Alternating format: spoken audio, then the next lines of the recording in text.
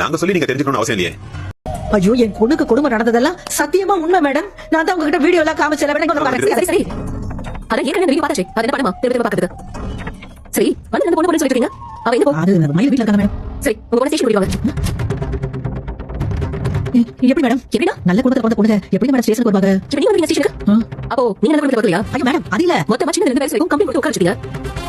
அப்ப அவ நல்ல குடும்பம் இல்லையா? அப்படி சொல்லுங்க மேடம். அவ வயசு பொண்ணு. வயசு பொண்ணு வயசான பொண்ணு யார் கம்பெனி கொடுக்குறாங்க ஸ்டேஷன் வந்து நான் மேடம் கேஸ் என்ன சின்ன விஷயம் ஃபோன் கேக்குறாங்க மேடம். இருக்கிற வேலைய இருக்காயா? சரி வரேன், கொஞ்சம் வரேன். அவ வரது உனக்கு பிரச்சனை. சும்மா பாட்டுமே. ஐயோ, உங்களுக்கு தெரியல, நிறைய பேசிக்கிட்டு இருக்க. போலீஸ்காரங்க சத்தமா 2 வார்த்தை கேட்டாலே மிரண்டுருவான். எங்க அம்மா சொன்ன மாதிரிலாம் நடக்கவே இல்லைன்னு நம்ம கண்ணு முன்னாடியே உளறி வைப்பான். ஆமா ஆமா, மயிலு செய்யக்கூடியவதான். அவ ஒரு அபராணி.